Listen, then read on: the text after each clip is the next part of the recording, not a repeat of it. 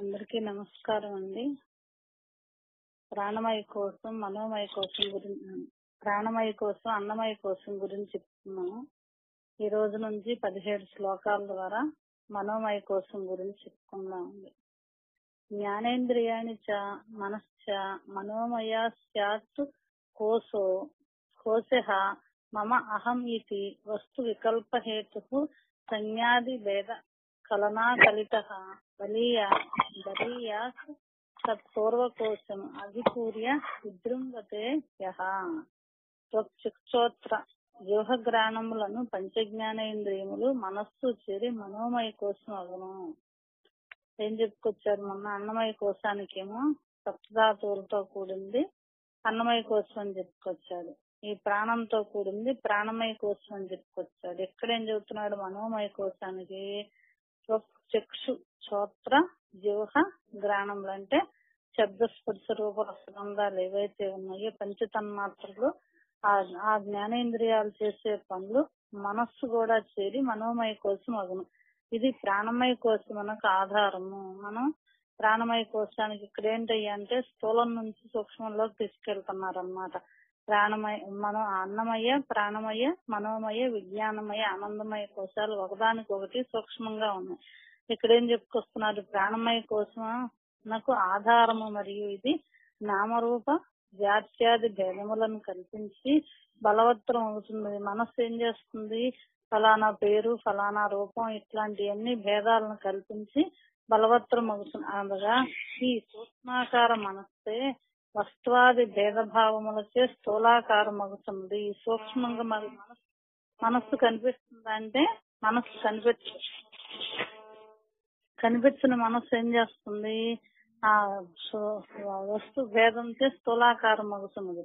నేను, నాది ఇత్యాది భ్రాంతి సముదాయమునకు కారణమై ఉంటున్నది. మనస్సు ఏమనగా సంకల్ప వికల్ప రూప మాయా మోహాత్మక వస్తు భ్రాంతియే. మనస్సు అంటే ఏంటి? సంకల్పం, వికల్పం ఇదంతా కలిపి మాయతో మోహంతో కూడిన వస్తు భ్రాంతే మనస్సు. మన్యతే అనే నేటి మనహ సమస్తము ఇందుచే తలసపడుతున్నది. మనస్సు ఉంటేనే ఏదైనా ఉంది, మనస్సు లేకపోతే ఏమీ లేదని చెప్తారు. ఒక్క నిమిషంలో ఏ వస్తువునైనాను భావింప శక్తి కలదు. ఒక్క క్షణం అన్నమాట, రెప్పపాటు. మనస్సు సంకల్పం ఎంత కావాలి? మనం ఫలానా ఊరెళ్ళొచ్చాము, ఊరు వెళ్ళాలి అంటే అది ఎన్ని కిలోమీటర్లన్నా ఉన్నాయింది. చూసింది అయితే చూసొచ్చింది గుర్తు చేస్తుంది, చూడకపోతే వెళ్ళాలని సంకల్పం చేస్తుంది, లేకపోతే వెళ్ళారని సంకల్పం చేస్తుంది. ఇవన్నీ ఎంతసేపు చేస్తుంది? క్షణికంలో చేస్తుంది. కాబట్టి వేదాంతమున మనస్సు అనగా సంకల్ప వికల్పాత్మక వృత్తిమత్ అంతఃకరణం సుఖ దుఃఖాద్యాధార. సంకల్ప వికల్పాత్మక వృత్తి కలదై సుఖ దుఃఖాదులకు ఆధారం అవుతున్నది. మనం దుఃఖపడ్డాం, దుఃఖంగా ఉంది, బాధగా ఉంది, నాకు సంతోషంగా ఉంది, ఇవన్నీ ఏంటయ్యా అంటే మనస్సు యొక్క కల్పన. కాబట్టి వేరు ఏమీ లేదు. కామః సంకల్ప విచికిత్స శ్రద్ధ ధృతి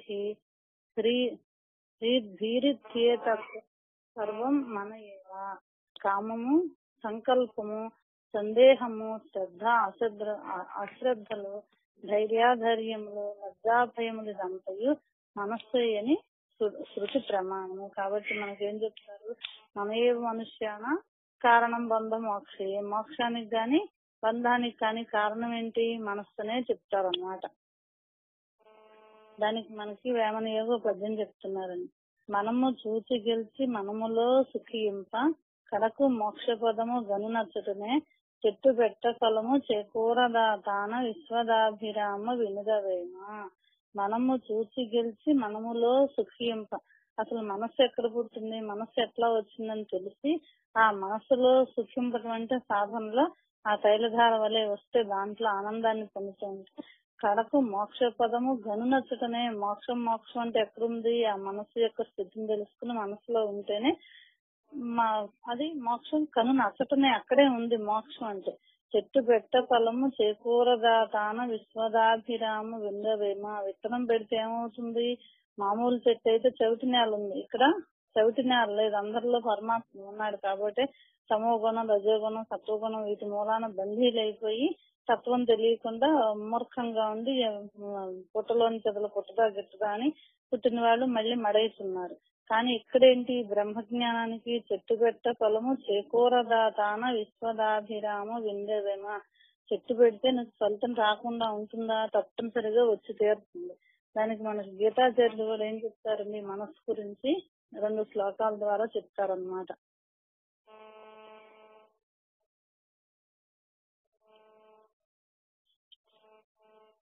తస్మాత్ సర్వేషు కాలేషు మామనుస్మర యుధ్యచ మయ్యర్పిత మనోబుద్ధి మామే వైశ్యస్సు సంశయం. అర్జున, నీవు సర్వదా నన్నే స్మరించుచుండము, యుద్ధమును కూడా చేయము. ఈ విధముగా నీ మనోబుద్ధులను నాయందే నిలిపి ఉన్నచో నిజముగా నన్నే పొందగలవు. ఇక్కడ నన్నే అంటే ఎవరు? గీతాచార్యుడు చెప్పింది కృష్ణ పరమాత్మ. కృష్ణ పరమాత్మ అంటే ఏంటి? ఆకర్షణ శక్తి. అందరిలో ఉన్న పరమాత్మే ఆయన అన్నమాట. అందుకని ఏం చెప్తున్నాడు ఇక్కడ కూడా, మనోబుద్ధులను నాయందే. ఏ విధముగా అంటే అంతకుముందు చెప్పుకొచ్చాడు అవసాన దశలో ఎప్పుడు ఎట్లాగూ ఏంటనేది చెప్పుకొచ్చి తర్వాత అభ్యాసయుక్త యోగయుక్తేన చేతసా నాణ్యగామిన పరమం పురుషం దివ్యం యాతిపార్థాను చింతయన్. మనస్సును ఎటు పోనీయక నిరంతరము పరమేశ్వరుని ధ్యాన రూప యోగమునే సాధన చేయ మనుష్యుడు దివ్య పురుషుడైన పరమాత్మనే చేరును. ఎట్లా ఇందాక చెప్పుకొచ్చాం కదా, ముక్తి ఎట్లా వచ్చింది? మోక్షం కనుక మోక్ష పదము గనునచ్చటనే, అక్కడే ఉంది మోక్ష పదం. ఎక్కడ? మనస్సును చూసి దాన్ని గెలవాలి. అది ఇక్కడ వేమన యోగి చెప్పిన రహస్యం ఏంటంటే, మనస్సు చూసి గెలిచి మనములో సుఖింప గెలవాలంటే ఏంటి? ఇప్పుడు మనకు చెప్పుకున్నాం కదా, తన్మాత్రలు, శబ్దస్పర్శ రూప రసగంధాలు, మరి వీటన్నిటిని గెలవాలంటే దీనికి మూలస్థానమైన మనస్సును తెలుసుకుని దాన్ని గెలవాలి. మనకు అది తినాలని ఉందంటే నీకు అవసరమా వద్దా అనే విచక్షణ జ్ఞానంతో ప్రతి ఇంద్రియాన్ని మనకు మనం అదుపు చేసుకోగలిగితే ఆ సుఖం వస్తుంది, మనసులో సుఖం వస్తుంది. అప్పుడేం జరిగింది? మోక్షం అక్కడే వచ్చింది. ఎక్కడేంటి? చెట్టు పెట్టే ఫలము చేకూరదా, దాని విత్తనం పెడితే ఫలితం రాకుండా ఉంటుందా? తప్పనిసరిగా వచ్చి తీరుతుంది. కాబట్టి మనస్సును ఎటు పోనీయకుండా నిరంతరము పరమేశ్వరుని ధ్యాన రూపయోగమునే సాధన చేయ మనుషుడు దివ్య పురుషుడైన పరమాత్మనే పొందుతాడు. మనం ఎంత చెప్పుకున్నా ఎంత చేసినా గానీ ఆ బ్రహ్మానందం కోసమే కదా. ఆ బ్రహ్మానందం ఏంటి అంటే పరమాత్మను పొందటం అన్నమాట. కాబట్టి ఇక్కడ ఏం చెప్తున్నాడు? మనస్సే అన్నిటికీ కారణం అని చెప్పుకొస్తున్నాడు అన్నమాట. పంచేంద్రియ పంచభిః ఏవ శ్రోతృభిః ప్రచీయమానః విషయాద్యాధారయా జాజ్వల్య మానః బహు వాసనా నేంధనైః మనోమయాగ్నిః దహతి ప్రపంచం. ఈ మనోమయ కోశం అనున్నదే ఒక హోమాగ్ని. అది మామూలుగా మనం తిన్నది పచనం చేయాలంటే జఠరాగ్ని రూపంలో తానుండి పచనం చేస్తున్నాడు. మనకు నిన్న మొన్న చెప్పుకున్నాం కదా, అహం వైశ్వానరో భూత్వా ప్రాణాపాన సమాయుక్త పచామి అన్నం చతుర్భుజం అని. ఇక్కడేం జరుగుతుంది? ఇక్కడ హోమం చేయాలంటే మనోమయ కోశం అంటే మన మనస్సులో ఒక భాగం కదా. కోశం అంటే ఒక భాగం చెప్పుకున్నాం కదా, ఈ శరీరంలో అన్నమయ కోశం ఒక భాగం, ప్రాణమయ కోశం, మనోమయం, విజ్ఞానమయ, ఆనందమయ కోశం అంటే ఒక భాగం అని చెప్పుకున్నాం కదా. అట్లాగే ఈ మనోమయ కోశం అన్నది ఒక హోమాగ్ని. హోమాగ్ని అంటే ఇక్కడ అగ్ని కనిపిస్తుందా? మనకి కనిపించదు. మనస్సు రగిలిపోతూ ఉంటుంది, దహించేస్తుంది. కాబట్టి ఇది మనోమయ కోశం అన్నది ఒక హోమాగ్ని. అగ్నిహోత్రము ఎలాగున పంచహోతల చేత కృతదారులచే వృద్ధిని పొందుతున్నదై సమిధలచే ప్రజ్వలించుచున్నదినై ఉంటున్నదో అలాగున ఈ మనోమయాగ్నియు పంచేంద్రియములను హోతలచే శబ్దాది వనితాది విషయములను ఆద్యధారల చేతను వృద్ధిని పొందినదై నానా జన్మ పరంపరాజన్య మలిన వాసన రూప వృత్తులను కట్టెల చేత విశేషముగా జ్వలించుతున్నదై ప్రపంచమునే దహించుతున్నది. అదండి. ఎందుకయ్యా అంటే మనకి బంధం మోక్షం అని చెప్పుకున్నాం కదా. అట్లాగే ఇక్కడ అగ్నిహోత్రాన్ని మనం బయట అగ్నిహోత్రం వెలిగించి యజ్ఞాలు యాగాలు చేసేటప్పుడు ఎట్లా ఉంటుంది?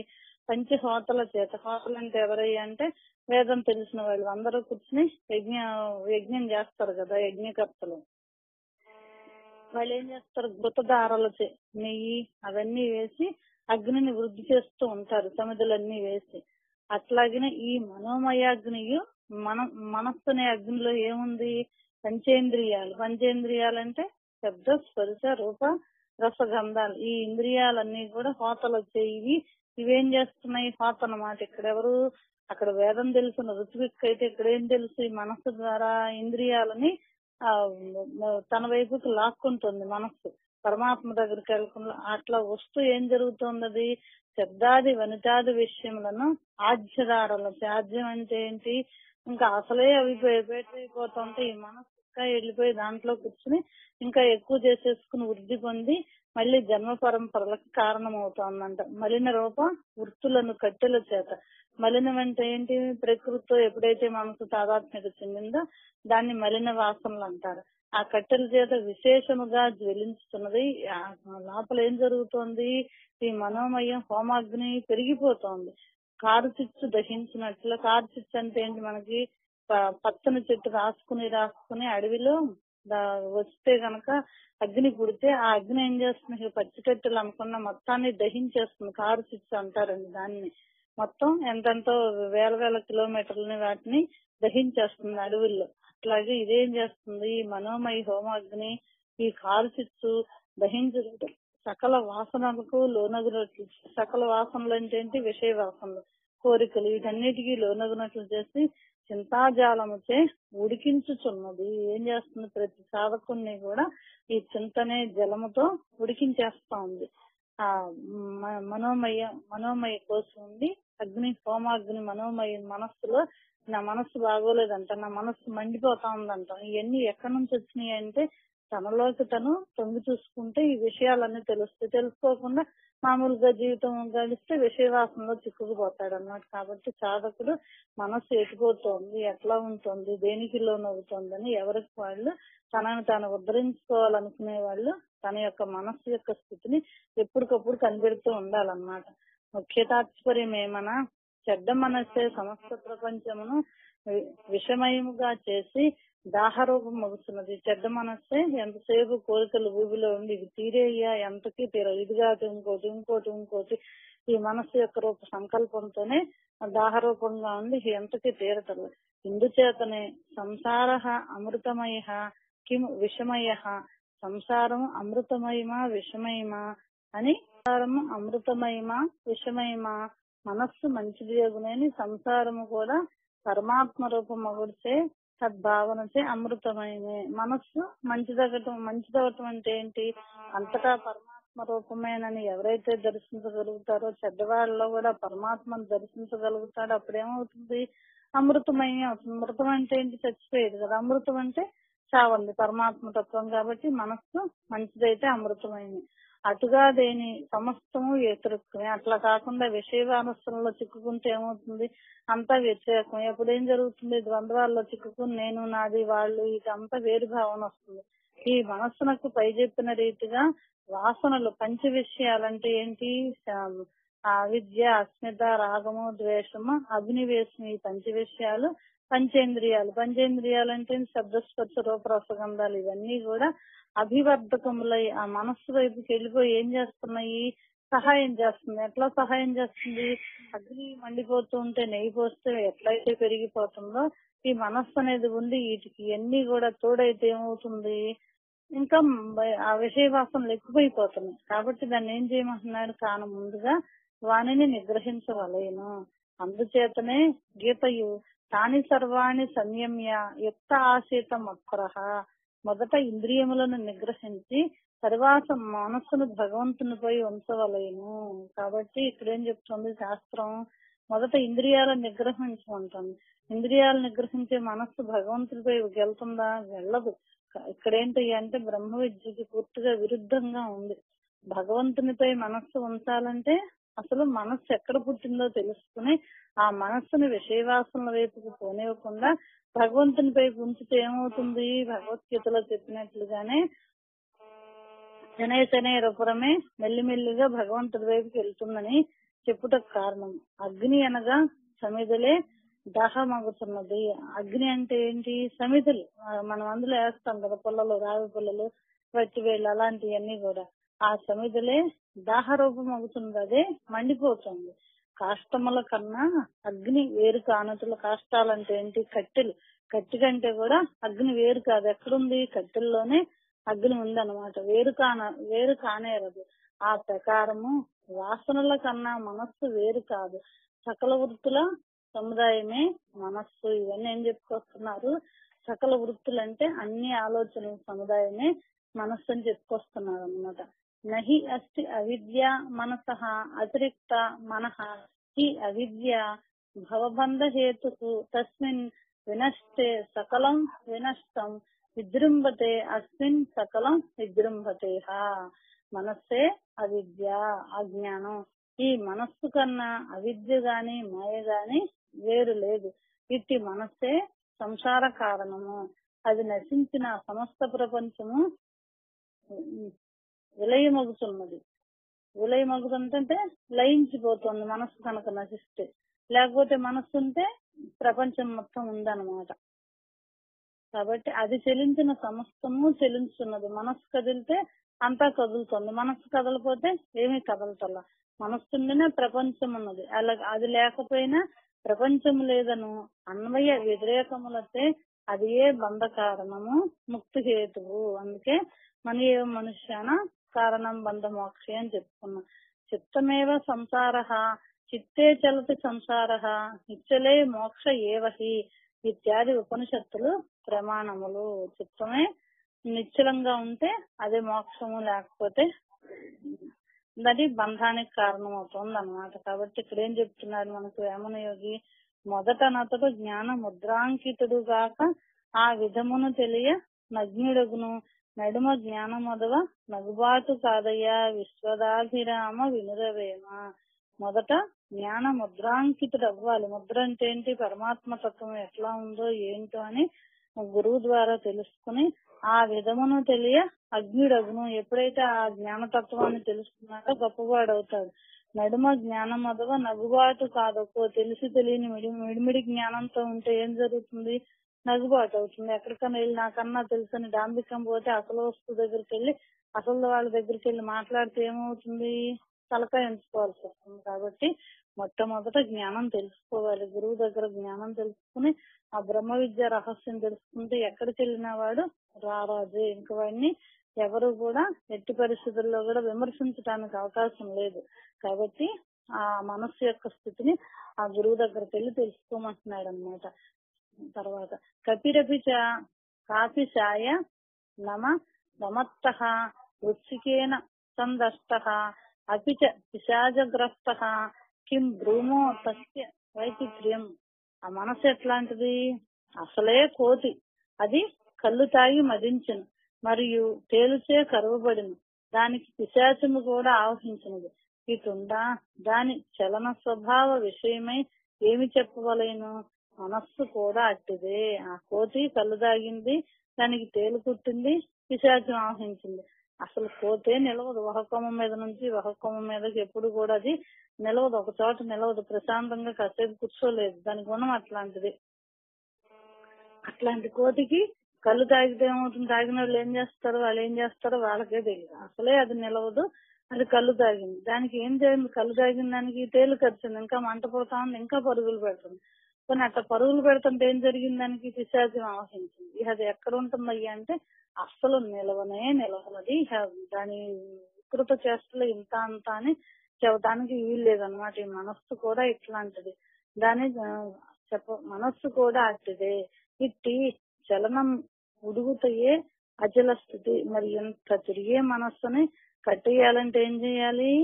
దాన్ని సాధన ద్వారా నిదానంగా మనస్సు యొక్క మార్గాన్ని మార్చాలి. మార్చకపోతే ఏమవుతుంది? మార్చకపోతేనేమో సంసారం అయింది, మారిస్తేనేమో సంసార శమం అయిందంటే, శమం అంటే ఏంటి? శాంతం కలిగింది. దేనికి కలిగింది? సంసారానికి కలిగింది. సంసారం అంటే ఏంటి? సంకల్ప వికల్పాత్మకమైన. ఇందులకు మహోపనిషత్తు ఇలాగున చెప్పుతున్నది. అసంకల్ప నా శస్త్రేణ చిన్నం చిత్తం ఇదం యదా సర్వం సర్వగతం శాంతం బ్రహ్మ సంపద్యతే కదా. దేనిని సంకల్పించకుండటమే ఈ మనస్సును త్యజించుటలో శస్త్రమగును. అస్త్రశస్త్రాలు అంటారు కదండి, అది మనస్సుని సంకల్పించకుండా ఉండాలంటే ఏం చేయాలి? దేనిని సంకల్పించకుండటమే ఈ మనస్సును ఛేదించుటలో శస్త్రమగును. అట్టి మనస్సు ఛేదింపబడగా సర్వవ్యాపక శాంతమగు బ్రహ్మము భాషించును. కనుక సంకల్పించక ఉండటమే మనోనిగ్రహం యొక్క ఉపాయం అని చెబుతున్నాడు. ఎట్లా? తను మనసు ఎక్కడ పుట్టిందో తెలుసుకుని దాన్ని సంకల్పం లేకుండా చేసుకుంటే అప్పుడు ఏమవుతుంది? అది బ్రహ్మాకారంగా భావిస్తుందని చెప్పుకొస్తున్నాడు. దానికి మనకు వేమన యోగ 18 ద్వారా తెలియజేస్తున్నారు. తాను సంకల్పరూపుడై తమకమందు తాను సంకల్పరహితుడై తగులు ముక్తి ముక్తి అన చిత్త శూన్యంబు మోక్షమదియు దీని నిక్కంబుగని వాడే మౌనివేమ. తాను సంకల్పరూపుడై తమకమందు, తమకం ఎప్పుడొచ్చింది? తమోగుణం ఎప్పుడొచ్చింది? ఈ సంకల్ప వికల్పాత్మంతో కూడిన తమకం వచ్చింది. తాను సంకల్పరహితుడై తగులు ముక్తి, సంకల్పం లేకపోతే ఏమైంది? ముక్తి. అది ఎట్లాంటిది? సుషుప్తావస్థలో ఎట్లా ఉందో జాగ్రత్త అవస్థలో కూడా అట్లాగే ఉంటుంది. సంకల్పం చేసిన వాడికి చేయని వాడే లెక్క అన్నమాట. సంకల్పరహితుడై తగుల ముక్తి ముక్తి అన చిత్త శూన్యంబు మోక్షం అది. ఆ ముక్తి అంటే ఏంటి? చిత్తం శూన్యం అవడం, చిత్తశుద్ధి కలిగి చేసిన పుణ్యం అంటారు కదా. చిత్త శూన్యంబు మోక్షం అది. దీని నిక్కంబు గనివాడే మౌనివేమ. దీనిని నిజంగా తెలుసుకున్నవాడే మౌని. మౌని అంటే మాట్లాడకుండా ఉండటం కాదండి. మనస్సు మౌనం కావాలంటే ఈ స్థితి కావాలి, ఇది తెలియాలి. ఇది తెలిసినప్పుడు నువ్వు ఎట్లా ఉంటావా? ఏంటి? మౌనమే. మాట్లాడుతున్నా కూడా వాడు మౌనే. కాబట్టి దేంతో మాట్లాడింది? అదేంటండి, సంకల్పం వచ్చింది మాట్లాడారు కదండి అంటే ఆ సంకల్పం వెళ్ళి చిత్తంలో చిక్కుకుంటే కదా ఏదన్నా తనకు మళ్ళీ జన్మకు కారణం అయ్యేది ఉండేది. అందుకని ఉండి లేనట్టుగా తామరేక మీద నీటి బొట్టులాగా ఉండటం అంటే ఇదేనండి. కాబట్టి సంకల్పరహితంతో ఉంటే ఎప్పుడు కూడా, సంకల్పరహితం అంటే ఆలోచన రాకుండా ఉండదు, వచ్చింది చిత్తంలోకి వెళ్ళదు. వెళ్తే ఏమవుతుంది? మళ్ళీ వాసన రూపంలో బయటకు వస్తుంది. కాబట్టి ఇక్కడ చిత్తంలోకి వెళ్ళదు, కాబట్టి వాసన రూపంలో బయటికి రాదు. కాబట్టి వాడు భోంచేస్తున్నా, తింటున్నా, అన్ని చేస్తున్నా కూడా వాడు మౌని. అంటే మౌని అంటే ఏంటి అంటే మనస్సు పని చేసినా కూడా పని చెయ్యని స్థితి అన్నమాట. అది మనస్సు యొక్క స్థితి.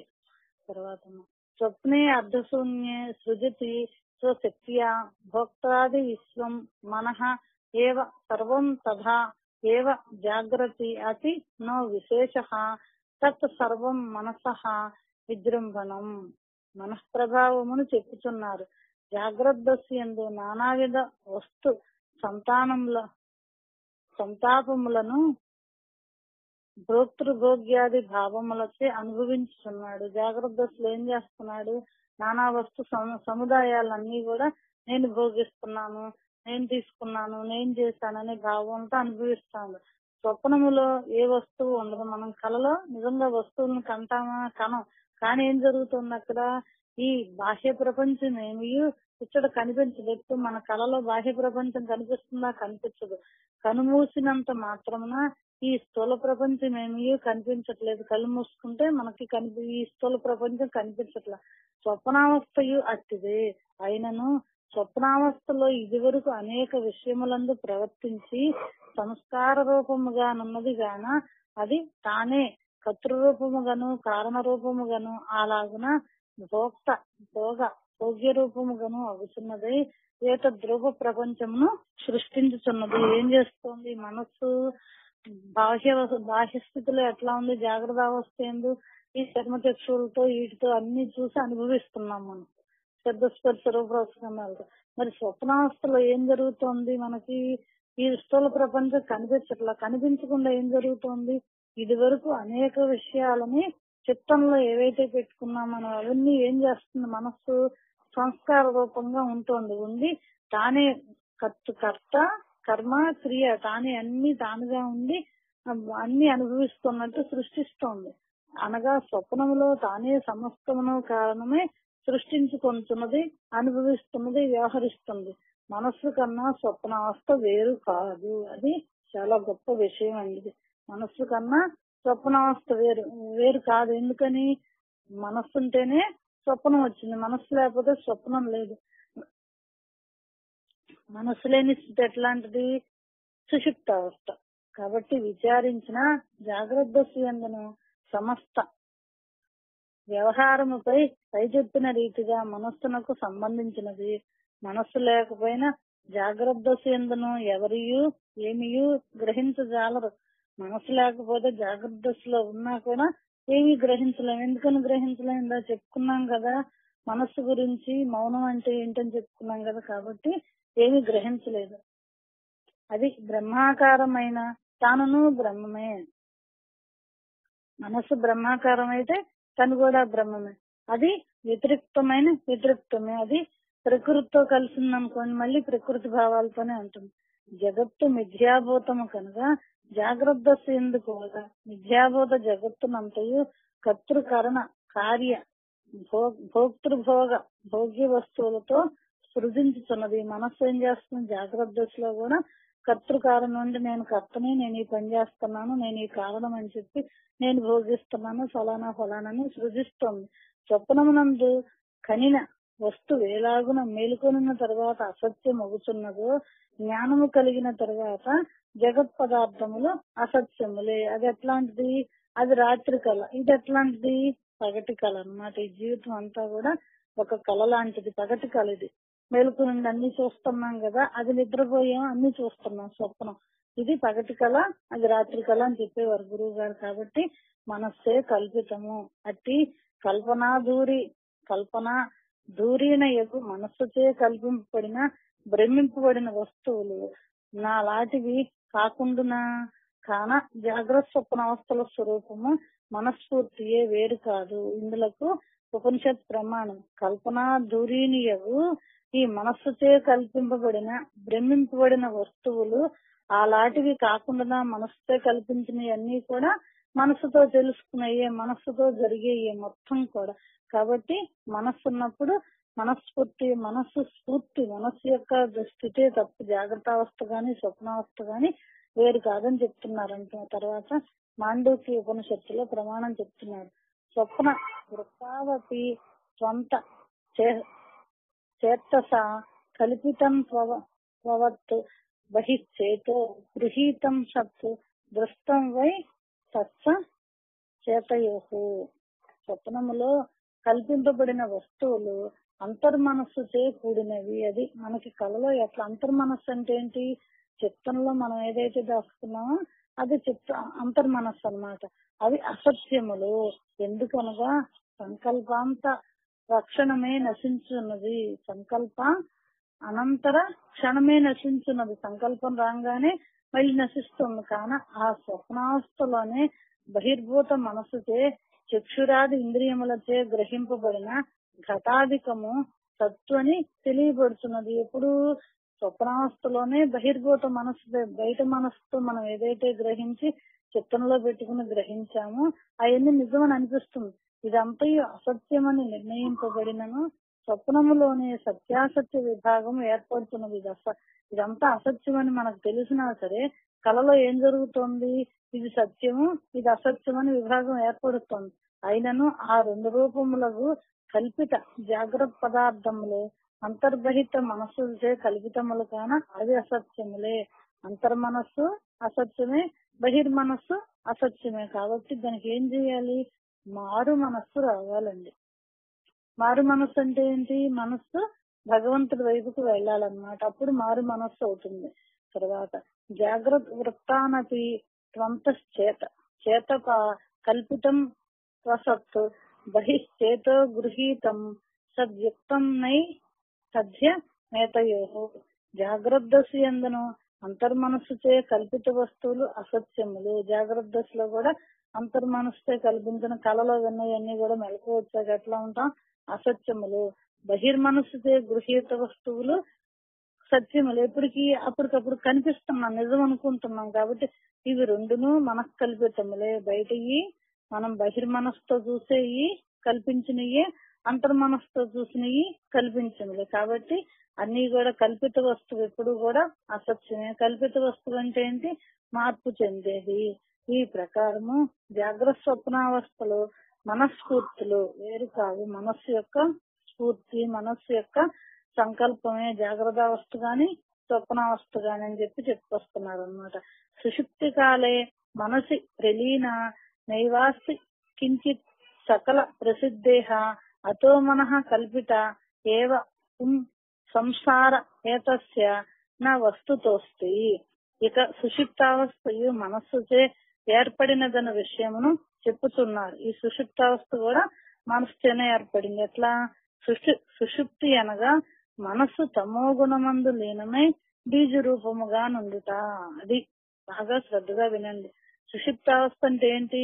మనస్సు ఏం చేసింది? తమోగుణమందు లీనమై బీజ రూపముగా ఉంటుంది. బీజ రూపంగా ఉండటం అంటే ఏంటి? ఉన్నది అక్కడ కానీ మొలకెత్తట్ల.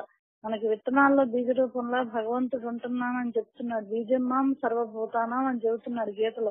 84 లక్షల జీవరాశుల్లో కూడా నేను బీజ రూపంలో ఉన్నానని బహిర్గతం అవుతూ ఉందా? అవటంలో ఎప్పుడు మనం భూమిలో విత్తనం పెట్టి నీళ్లు పోసి పంచభూతాలన్నీ అనుకూలిస్తే అప్పుడు విత్తనం మొలకొస్తుంది. ఇక్కడ కూడా మనకేం జరుగుతుంది? సుషుప్తావస్థలో బీజ రూపంలో ఉంది. ఏమున్నాయి? వాసనలన్నీ ఉన్నాయి. మళ్ళీ యువతలకు వచ్చేటప్పటికి ఏం జరిగింది? మెలకువలో వచ్చేటికి అన్ని కూడా విజృంభించిన విస్ఫోటనం జరిగింది అనమాట. జరిగేటప్పటికి ఏంటి? మొత్తం వెదజల్లినట్టుగా మన యొక్క ఆలోచనలన్నీ బయటకు వచ్చేస్తాయి. కాబట్టి ఈ తమో గుణమందు లీనమై బీజ రూపముగా అన్నమాట. అందుచే తనే నిద్రావస్థ ఎందే ప్రపంచము లేదు, ఏమీయూ తెలియదు, ఏమీయూ లేదు అనే విషయము అనుభవ రూపమై సర్వజన వ్యవహార సిద్ధమై ఉన్నది. కనుక పురుషునికి ఆత్మాచ్ఛాదక రూపము సుషుప్తిమయ సంసారము కూడా మనస్సుచే కల్పితము, వాస్తవంగా లేదు. సుషుప్త అవస్థ కూడా మనసుతోనే కల్పించింది. ఎట్లా ఉంది? బీజ రూపంగా ఉండి తమో గుణంతో ఉంది కాబట్టి కప్పివేసింది అక్కడ, వాస్తవంగా లేదు. ఇట్లని చెప్పుడితే పరమాత్మ ఏ అవస్థలు లేనని తాత్పర్యం. మరేమనగా అతడు నిరుపాధికుడు, అతనికి ఒక ఉపాధి లేదు పరమాత్మకి. మరియు అమనస్క యోగులు కొందరు మనోలయమే సమాధి అని చెప్పుదురు. నిద్రావస్థ ఎందున్న మనస్సు లయమగుతున్నది కదా, కాన సమాధి నిద్రావస్థకు భేదమేమి? మనస్సు లయమైపోతే అదే సమాధి చెప్తారు. కానీ మరి నిద్రావస్థలో కూడా మనస్సు లయమైపోతుంది కదా సుషుప్తిలో. మరి సమాధికి నిద్రావస్థకి భేదమేమని ప్రశ్నించుకుంటానినా అందులకు సమాధానము నిద్రావస్థలో మనస్సులో లయమగుతున్నది. బాగా చాలా చాలా ముఖ్యమైన విషయం అండి. నిద్రావస్థలో ఏం జరుగుతుంది? మనస్సులో లయమగుతున్నది. అందుచే అది ఏమీ ఎరుగుంటలేదు. సమాధి యందు మనస్సు తేజోరూపుడగు పరమాత్మ ఐక్యమై తేజో రూపమును అందుచున్నది. అందుచే ఇది పరమాత్మ విషయక జ్ఞానము కలదగుతున్నది. ఇక్కడ నిద్రావస్థ యందు మనోలయం అనగా తమస్సులో బీజ రూపముగా నుండుటని అర్థము. ఇదే విషయమును మాండోక్యోపనిషత్తు తెలుపుచున్నది. లీయతే హి సుషుప్తే తన్నిగృహీతం న లీయతే తదేవ నిర్భయం బ్రహ్మ జ్ఞానాలోకం సమంతతః. మనసు సుషుప్తి యందు లీనమవుతున్నది. వివేకపూర్వకంగా నిగ్రహింపబడిన మనస్సులో లీనముగాక బ్రహ్మ రూపం అగుతున్నది. ఇప్పుడు తెలుసుకోవాలి వివేకం అంటే ఏంటి అంటే యుక్త విచక్షణ జ్ఞానం అని చెప్పుకుంటున్నాం కదా. ఎప్పుడు మనం విడదీసుకోవటమే వివేకం అని. అట్లా ఏం జరుగుతుంది? అజ్ఞానంతో కూడిన మనస్సేమో సుషుప్తి యందు లీనమైపోయి బీజ రూపంగా ఉండి మన ఆలోచనలన్నీ బయటకు వచ్చేస్తున్నాయి. ఇక్కడేంటి? వివేకపూర్వకంగా నిగ్రహింపబడిన మనస్సు తమస్సులో లీనం కాక ఎందులో లీనమవుతోంది? జ్ఞానంలో లీనమవుతోంది. అందుకని జ్ఞానాగ్ని దగ్ధ కర్మాణం అన్నాడు గీతాచార్యుడు. ఆ జ్ఞానం ఉంటే మన కర్మలన్నీ కూడా దగ్ధం అయిపోతే మిగిలింది ఏంటి? పరమాత్మతత్వం. కాబట్టి తమస్సులో లీనం కాకుండా వివేక రూపంగా ఎప్పుడైతే నిగ్రహించావో మనస్సుని బ్రహ్మ రూపం అవుతున్నది. అది జ్ఞాన ప్రకాశమైన వ్యాపకము, నిర్భయము, భయం లేదని చెప్పుకొస్తామన్నమాట. చెప్పుకొస్తూ తేజోబిందు ఉపనిషత్తు కూడా ఒకే వాక్యంతో తెలుపుతున్నది. జాగ్రత్త